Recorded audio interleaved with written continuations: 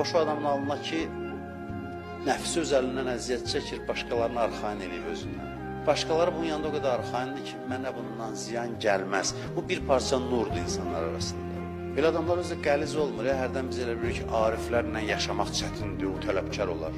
Ariflərlə yaşamaq çox rahatdır. Arif tələbkar da özünə qarşı, cəmaata qarşı. Mən oxumuşam, gecə namazında dururlar, neçəsində həyatında var.